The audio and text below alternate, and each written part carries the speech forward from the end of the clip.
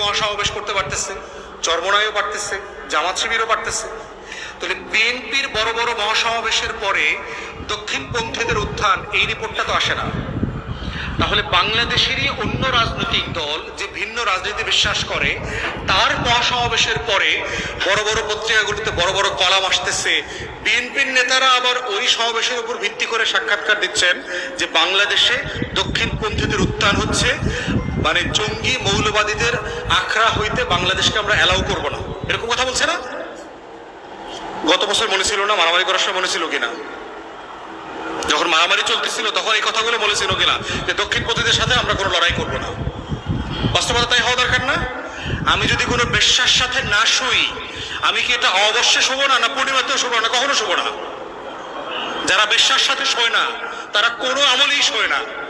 তাহলে সাডেনলি আগে পুত পবিত্র ছিল, বউ হওয়ার মতো ছিল, এখন সাডেনলি জামাত, ইসলামপন্থীরা, চরমোনাই সব বেশ্যা হয়ে গেছে, ওরা আর আধুনিক হয়ে গেছে, ওরা মৌলবাদী হয়ে গেছে।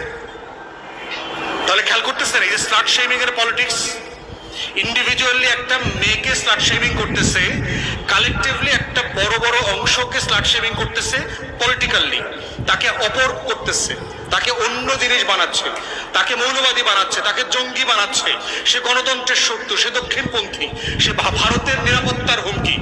এবং এই সুশীলরা যখন বলে দক্ষিণপন্থীদের উত্থান, ওরা আসলে কি মিন করে? ওরা মন মিন করে এরা হইল ভারতের নিরাপত্তার হুমকি, ওরা এইটা মিন করে। ওরা কিন্তু বাংলাদেশের নিরাপত্তা নিয়ে চিন্তিত না। এবং এটার জন্য যদি ভারতকে ইনভলভ করা লাগে, পশ্চিমাদেরকে ইনভলভ করে আগামী ফেব্রুয়ারির পরে অপারেশন গ্রিন হার্টের নামে কয়েক হাজার ইসলামপন্থীরা মারা লাগে, মারবে, মনে রাখবেন, নিশ্চিন্তে মারবে। যদি আবার গুম করার নাটক করতে হয়, এবং দেখবেন সেদিন গুমের আর কোনো সমালোচনা হবে না, কারণ এই গুমটা হলো হালাল গুম। আওয়ামী লীগের আমলে গুমটা ছিল হারাম। এখন ওই স্ত্রী এখন বেশ্যা হয়ে গেছে, ওরা এখন গুম করা যাবে। নতুন দলের রাজনীতি যারা করতেছেন তারা কিন্তু ওই ইন্ডিয়ান ফ্রেমের পলিটিক্স করছে। এই জন্য আমরা যখন বারবার বলছি, বড় দলগুলো সবগুলোকে বলছি যে জুলাই সনদের অধীনে নির্বাচন হইতে হবে, জুলাই সনদের অধীনে সংসদ তৈরি হইতে হবে, জুলাই সনদের অধীনে শপথ হইতে হবে, তারা এটা মানতে পারে না। তারা দৌড়ায় খালি ৭২-এ চলে যায়। কারণ ৭২-এর ন্যারেটিভের সাথে ভারতের আশ্বস্তি আছে যে তাকে তোমরা ক্ষমতায় আনবো, তোমরা এই ফ্রেমে থাকো, তোমরা ক্ষমতা আসার সমস্যা নাই। কিন্তু এই যে আওয়ামী লীগের দিল্লির যে ফ্রেম, এই ফ্রেম থেকে তুমি বের হয়েও না। ওই ফ্রেম থেকে বের হইলে তোমাকে আমি নিরাপত্তার হুমকি বানিয়ে দিব, তোমাকে আমি জঙ্গিবাদের সমর্থক বানিয়ে দিব। আপনি চিন্তা করে দেখুন তো, এখন কোন পত্রিকায়, ওই যে বড় বড় পত্রিকাগুলো আছে গুরুত্বপূর্ণ, বিএনপি জামাত একসাথে লেখে? খেয়াল করে দেখেন তো, কোথাও লেখে বিএনপি জামাত মৌলবাদী গোষ্ঠী? জিয়াউর রহমান ওই ৭১ সালে শর্ট ছিল, মুক্তিযুদ্ধ করে না, এই কথা লেখে? খালেদা জিয়া সম্পর্কে কোনো বাজে কথা লেখে? তাহলে যেই পত্রিকাগুলো হাওয়া ভবনের ন্যারেটিভ বানাইছে, তারেক রহমানকে পিটানোর বন্দোবস্ত করছে যেই পত্রিকাগুলো, যেই বুদ্ধিজীবীরা, যেই চ্যানেলগুলো দিনরাত বিএনপি জামাত ত্যাগ করে রিপোর্ট করেছে, তারা কেউ আজকে এই কথাটা বলছে না কেন? কারণ এখন বিএনপি আর জামাতকে আলাদা না করলে তো ইসলামপন্থীদেরকে মাইর দেওয়ার ব্যবস্থা করা যাবে না। মায়ের কাকে দিয়ে দেওয়া হবে? ওরে দিয়ে ওরে মাইর দেওয়া হবে।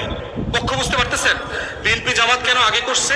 আওয়ামী লীগ সাপেক্ষে ওদের দুজনকে সবাই পিটাইতে হবে, পিটানোর ব্যবস্থা করছে না? পিটানোর জন্য যে বৈধতা, সম্মতি উৎপাদন করা দরকার, পুরোটা তারা করছে। এখন কি করতে হবে? বিএনপিরে দিয়ে জামাত পিটাইতে হবে, বিএনপিরে দিয়ে চরমোনাই পিটাইতে হবে, বিএনপিরে দিয়ে হেফাজত পিটাইতে হবে। এবং বিএনপির সাথে এই উস্কানির রাজনীতিতে তারা তাকে ফেলার চেষ্টা করছে, এবং স্যাডলি তারা পড়েছে অনেকাংশে, সেটা আমরা দেখতে পাচ্ছি। এই যে বয়ানের রাজনীতি, যেই রাজনীতিটা শহীদ প্রেসিডেন্টের সাথে যায় না, দিল্লির আধিপত্যবাদের বিরুদ্ধে রাজনীতির সাথে যায় না, এটা অরিজিনাল বিএনপির রাজনীতি না। কিন্তু বিএনপি এই পলিটিক্সের ফাপড়ে এবং ট্র্যাপে পড়ছে বলে আমরা দেখতে পাচ্ছি। এবং এই কারণেই গণ অভ্যুত্থান পরবর্তী বাংলাদেশে বয়ানের রাজনীতিটা বোঝা তরুণদের জন্য জরুরি। তা না হলে শত শত, হাজারে হাজারে আবার জঙ্গি নাটক হবে। আমরা সব দাড়িওয়ালা, টুপিওয়ালা, যারা নামাজি বিশ্বাস করি কিন্তু জাতীয়তাবাদী, বাংলাদেশের পক্ষের মানুষ, তারা সবাই মুক্তিযুদ্ধের বিপক্ষের শক্তি হয়ে যাব আবার।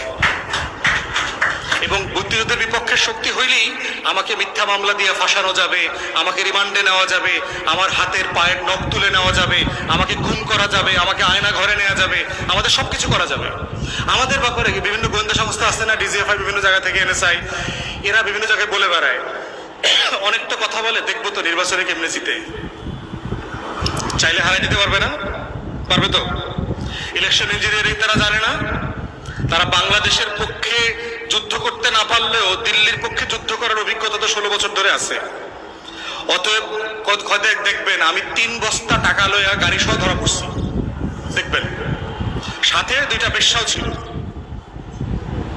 এরকম একটা নিউজ পত্রিকায় দেখবেন, সাথে 3টা অস্ত্র পাওয়া গেছে। বোঝা গেছে? তাহলে এইটা নিউজ দেখার পরে আপনারা আবার হার্ট অ্যাটাক করেন না, ভাই আগেই তো ভালো ছিলাম।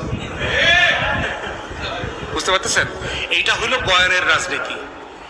অথবা আমি শেষ করে ফেলতেছি, মানে মোটা দাগে হচ্ছে, আমি যেটা বলবার চেষ্টা করছি, সবকিছুকে সাদা চোখে দেখবেন না।